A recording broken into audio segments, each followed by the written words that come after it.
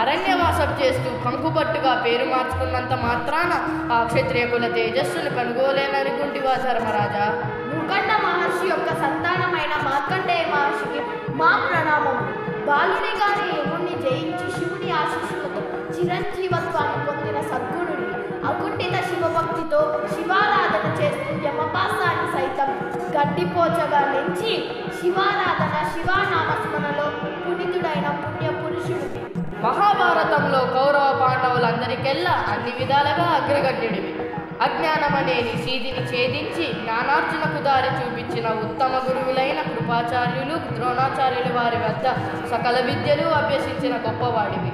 సూర్యుని ఆరాధించే అక్షయ పాత్రను వరంగా పొంది నీ వెంట వచ్చిన యావత్మందిని పోషిస్తూ అరణ్యంలో కూడా మహారాజులా ప్రకాశిస్తూ ధర్మాన్నే ప్రాణంగా బతికే గొప్ప ధర్మరాజునైనా కలియుగంలో గురువుల పట్ల తల్లిదండ్రుల పట్ల గౌరవ మర్యాదలను తూలనాడుతున్నారు.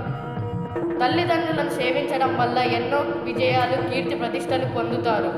అలాగే వేదాధ్యాయపరుడైన కౌశికుడు మరియు మాంసమమ్ము ధర్మవ్యాధుడి మధ్య జరిగిన సంభాషణను అందరూ వీక్షించెదరు.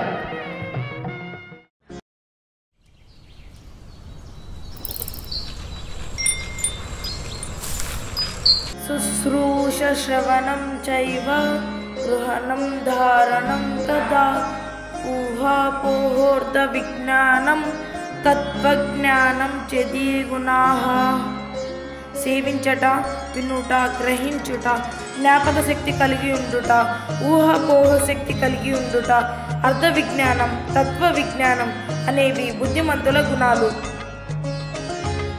ఓం ఓం ఓం ఓం. నా ఆగ్రహ జ్వాలలకు మూగ జీవి బలి అయినది. నేను కాస్త శాంతం వహిస్తే బాగుండును.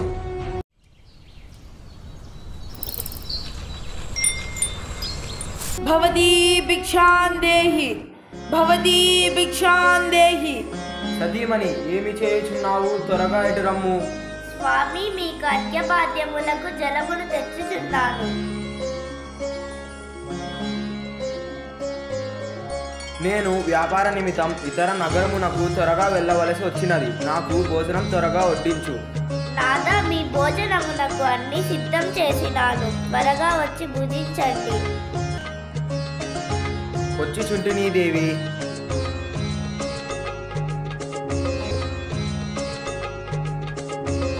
వెళ్ళుచుంటినీ దేవి. త్వరగా పని పూర్తి చేసుకొని రండి స్వామి.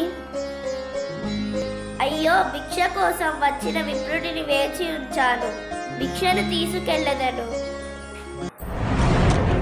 నీకు భిక్ష వేయడం వీలు కానప్పుడు నాతో ఉందో లేదో చెబితే నేను వేరొక ఇంటికి వెళ్ళేవాడిని. నిజానికి మీకు భిక్ష వేద్దామనే వచ్చాను మహర్షి. గృహిణిగా నా భర్తకు సేవలు చేయుట నా ధర్మం. నేను నా ధర్మాన్ని ఆచరించాను. ఇప్పుడు మీకు భిక్ష తెచ్చాను. స్వీకరించండి మహాముని. నీ భర్త కన్నా నేను హీనుడినా? నువ్వు సామాన్య గృహిణివి, నన్ను నిర్లక్ష్యం చేస్తావా? మహాత్మా, నీ వంటి మునీశ్వరుల శక్తులు నాకు తెలుసు. నేను ఎవరినీ కించపరచలేదు. కానీ వివాహిత స్త్రీకి పతియే ప్రత్యక్ష దైవం. కాబట్టి భర్తను కాదని ఏ పూజ పుణ్యకార్యం చేసినా అది నిష్ఫలం. కాబట్టి నా ధర్మాన్ని నేను నిర్వర్తించాను.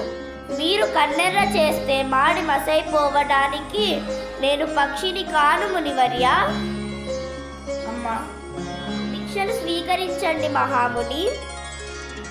బ్రాహ్మణునికి మొదటగా ఉండవలసినది శాంతము. వేదాలు అభ్యసించటం వలన విద్య, తపస్సు వలన శక్తి వస్తుంది. శాంతి, స్వధర్మము భక్తియుక్తులను ఇస్తుంది.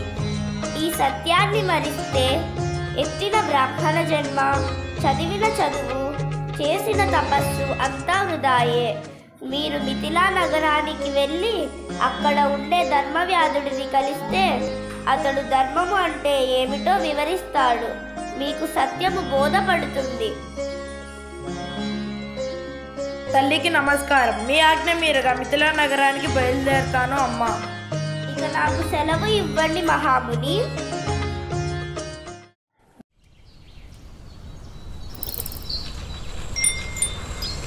దుర్వాసన దుర్వాసన. ఈ మాంసము అమ్ము వ్యక్తిని నేను కలవాలా? ఇతనా నాకు జ్ఞాన బోధన చేసేది? ఇతనా ధర్మవ్యాధుడు? మహర్షికి నా నమస్కారములు. అమ్మ పంపగా మీరు వచ్చారా? మీరు వచ్చిన విషయం నాకు తెలుసు మహాముని.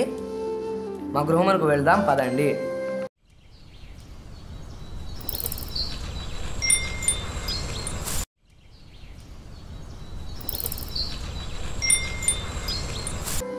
నేను జీవహింస చేయను. మాంసాన్ని మాత్రమే స్వల్పలాభములకు అమ్ముకొని కుటుంబాన్ని పోషించుకుంటాను. కౌశిక మహాముని, ధర్మాలలో విద్యలలో ఉత్తమమైనది దానము తపోనిరతి. వేదాధ్యయనము బ్రాహ్మణులకు, ప్రజాపాలన దండన క్షత్రియులకు, వాణిజ్యము పశుపాలన కృషి వైశ్యులకు, సేవలు చేసి తరించే ధర్మాన్ని శూద్రులకు ఏర్పరిచి భగవంతుడు చతుర్వర్ణాలు ఏర్పరిచి వారికి నియమించిన ధర్మాలు ఇవి. కాబట్టి ఎవరి ధర్మాన్ని వారు పాటించాలి. జీవధర్మము వేరు, వృత్తి ధర్మము వేరు. ధర్మానికి దండనీతికి మిత్రాధిపతి అయిన జనకుడు ప్రతిరూపం. ధర్మ కర్మలను ఆచరించడంలో బహుబంధాలకు తావు లేకుండా అమలు పరుస్తాడు. తల్లిదండ్రుల సేవలో పురుషుడు, పతి సేవలో స్త్రీ తరిస్తారు. ఆయా ధర్మాలను విడిచిపెట్టి చేసే ఏ పూజ అయినా నిష్ప్రయోజనం. కాబట్టి స్వధర్మాన్ని, కులధర్మాన్ని పాటించాలి. నా తల్లిదండ్రులను సేవించడం వల్ల నాకు నీ మనసు తెలుసుకోగనే శక్తి నాకు అప్పింది. అన్ని ధర్మాలకెల్లా ఉత్తమమైనది సత్యము. సత్యానికి, ధర్మానికి, సనాతన సదాచారానికి భంగము వాటిల్లిన భగవంతుడు ఉపేక్షించడు. సర్వము తెలిసిన మీకు ఇంతకన్నా ఎక్కువ చెప్పలేను మహాముని. ఇక నాకు సెలవివ్వండి. స్వామి, మన కుమారుడు మనకు ఎలాంటి లోటు లేకుండా మనల్ని కంటికి రెప్పలా చూసుకుంటున్నాడు. అభివాదనశీలస్య నిత్యం వృద్ధోపసేవినః చత్వారి సంప్రవర్ధంతే ఆయుర్విద్యాయ యశోబలం. వృద్ధులైన తల్లిదండ్రులను సేవించడం వల్ల విద్య, ఆయుష్, ఆరోగ్యం, ఐశ్వర్యం ఈ 4 వృద్ధి చెందుతాయి. ఇలాంటి కుమారుడు మనకి పుట్టినందుకు మనం ఎంతో అదృష్టవంతులం. ఎల్లప్పుడూ వృద్ధులైన తల్లిదండ్రులను సేవించినట్టి వారికి మంచి జరుగుతుంది. నన్ను కని పెంచిన తల్లిదండ్రులు మాత్రమే నాకు దైవాలు కాదు. పరిణయం అయిన తరువాత నా మెట్టినిల్లే నాకు దేవాలయంతో సమానం. ఆ దేవాలయంలో నా అత్తామామలు నాకు ప్రత్యక్ష దైవాలు. అవని అంత ఓర్పు, గగనం హృదయం కలిగిన మనుషుల మధ్య నేను ఉండడం, వారికి సేవలు చేసే భాగ్యం నాకు దొరికింది. ఇటువంటి పుణ్యాత్ములకు సేవ చేయడం నా అదృష్టం. అటు పుట్టినింటి సేవ, ఇటు మెట్టినింటి సేవ చేయడం నేను ఏ జన్మలో చేసుకున్న పుణ్యమో. నాయన, మీరు ఎల్లప్పుడూ ఆయుర ఆరోగ్యాలతో, కీర్తి, యశస్సు, బలము, సంతోషముగా మీ గృహస్థాశ్రమ ధర్మాన్ని నిర్వర్తించండి. నాకు జ్ఞానోదయం అయినది. ఇక నుండి నేను నా తల్లిదండ్రులను సేవించటానికి గృహస్థాశ్రమ ధర్మాన్ని స్వీకరించి ఇక మీదట నా తల్లిదండ్రులకు ఎలాంటి లోటు రాకుండా కంటికి రెప్పలా నేను చూసుకుంటాను. నా తల్లిదండ్రులే నాకు ప్రత్యక్ష దైవాలు. ధర్మరాజా, ప్రతి ఒక్కరు కూడా బ్రహ్మచార్యాశ్రమం, గృహస్థాశ్రమం, వానప్రస్థాశ్రమం, సన్యాసాశ్రమం ఈ 4 ధర్మాలను పాటించడం వల్ల ఏ లోకంలోనైనా అందరిచే కీర్తి ప్రతిష్టలు పొందుతారు. మహాముని, మరి ఈ ఆశ్రమ ధర్మాలను ఎవరైనా తూచా తప్పకుండా పాటిస్తారా? మనిషి అన్నవారు ప్రతి ఒక్కరూ పాటించాలి నాయన. ముఖ్యంగా గృహస్థాశ్రమంలో ఎవరైతే తల్లిదండ్రులను కంటికి రెప్పలా కాపాడుకుంటారో వారికి వారి తల్లిదండ్రులే ప్రత్యక్ష దైవాలు. తల్లిదండ్రులను సేవిద్దాం, వృద్ధాశ్రమాలకు దూరం చేద్దాం. తల్లిదండ్రులను సేవిద్దాం, వృద్ధాశ్రమాలకు దూరం చేద్దాం. మన తల్లిదండ్రులే మనకు ప్రత్యక్ష దైవాలు.